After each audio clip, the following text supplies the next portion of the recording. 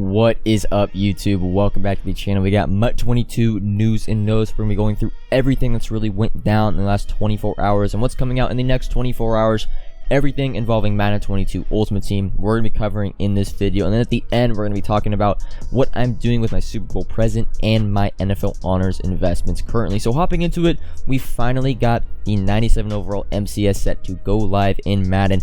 Colin Johnson being the player now. Unfortunately, I don't think there's another way to get this Colin Johnson if you did not get the 4 MCS players.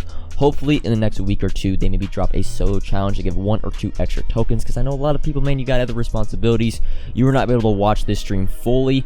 I think kind of a way to I don't know, reward the people that watch but don't kill the people that didn't watch is maybe giving 96 overall Colin Johnson in the training store to give kind of an option where you can at least still get the card, but you won't get the max tier card. So you got to give a reward to the people that spent the time really to watch all the MCS streams. But what makes this card unique, and unfortunately there's not a power-up on this card, and I think it's because of the way the abilities work on this card is very unique.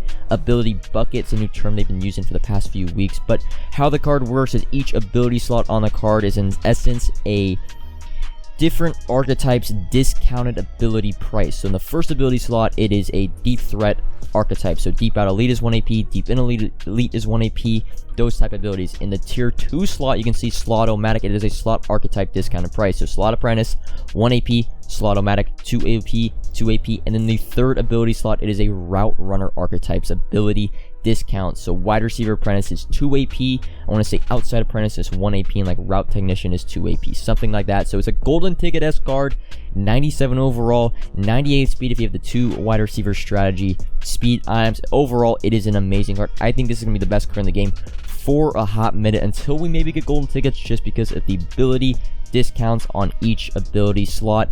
Moving now into the flashbacks, so we did get 5 new flashbacks, the headlining card being Josh Gordon, 95 overall.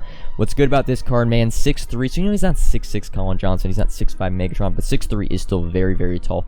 95 speed, Chiefs, Seahawks, Patriots, Browns, theme teams, and route runner archetype. So he gets that wide receiver apprentice for 2 AP, outside apprentice for 1 AP, makes him a very, very good card. They did take away all 93 overall cards and below from the flashback reroll. The price now is 22,000 training. Of course, a 94 overall quick sells for 19k training, and 95 quick sells for 26k training. It's overall not a terrible reroll, especially because Josh Gordon does go for a pretty hefty price. Moving on now to the LTDs, Amani, Gesicki. We still have not gotten a solution, a fix to these glitch cards. You've not been able to buy these cards for pretty much the last week and a half. We're coming on 2 weeks of them actually being put into the game. We did get some, I'd say, a tweet response from Direct. Shout out Joke, man. We've been harassing the Madden Info Direct team to kind of give us some information what's going on with these 2 cards, and this was actually 3 or 4 days ago. They did say they are aware of what's going on with the Amani Gesicki on the Xbox market, but will they actually take action to this? We don't know. I'm hoping by the end of this week we get another update, whereas we either get a set to kind of exchange these cards for coins. I mean, I don't understand how hard it is to update 2 cards price ranges to back to normal, but it's Madden, man. They seem to have been on vacation since the start of the new year. But in terms of other cards dropping tomorrow, we have Trey Henderson's Super Bowl present. And I am thinking now with these 95 overall Trey Henderson, I really think EA just does 3 heroes, 1 champion for each team with some other baby elites. In terms of the card, 89 speed, 95 finesse move, not the overall game-breaking card Trey Henderson is going to be, but he's a solid card. Bengals theme team. We knew he was going to be getting a card in this promo. We just didn't know what overall.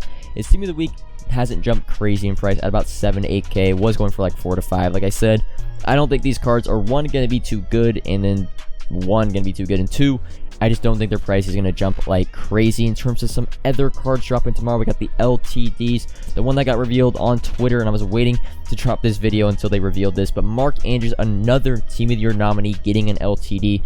93 speed, 95 spec, 92 run block is very, very good. So probably the best run blocking, I'd say, tight end with decent or good enough speed and route running abilities or stats to be good, but overall he's not going to be the fastest tight end. He's not even going to be the best tight end, I think, on the Ravens team. That's going to be Darren Waller, but Mark Andrews is a pretty solid card. Now moving on more to the market section, we've covered all the news and notes from Madden 22, the Madden 22 world. Now we're going into why I'm selling, and we've kind of known this. I've been telling you guys this for the past week, why I'm selling my honors and my Super Bowl present investments. First, we're going to start with honors. You can see Cooper Kupp is all the way up to 150K. I've been buying him at 85, 90K the past week. Haven't really bought him really in the last few days. And then JT, I want to get at least 80K first, 92, but he's one of the one of like two cards I'm actually not like upset if I actually keep them in my binder, because they do kind of, their price, the biggest thing right now is price over their training value. So Cooper Kupp's a 93 overall. A 93 overall in the market right now goes for like 75,000 coins,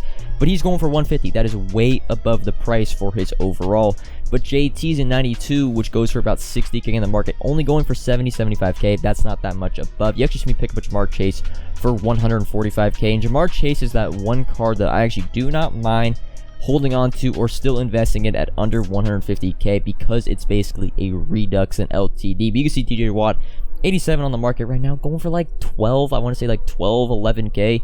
His 87 going for 25K. That's just way above training value. But why am I selling these investments, or why don't I have any of these investments? It's just because when we're looking to invest in cards, we want these cards to be as affordable as possible for the common MUT player. We want as many people to be able to buy these cards and want to power them up. However, honors cards, LTDs, are going to be very, very expensive. And I'm going to give some examples of some LTDs and how they're actually baby cards in the power-up react on the market. So Bradley Chubb, just this past week, his core elite did not move on to the announcement of his LTD. Went from like 5K to 8K, but that's nothing investment-wise. We're going to go through a couple of more examples. I know Odell Beckham Jr.'s most feared went from like 15K to 25K, back down to 15K when he got his card. But Amani, I know he doesn't have a card right now technically in Madden on Xbox, but his team of the week went up actually a little bit, went from like 60, 65K up to 77K, but then it went back down after like 1 or 2 days. The other thing with these honors cards is they're going to be sporadically put in the game every 48 hours starting like a week from now, so it's not like a very black and white window to sell.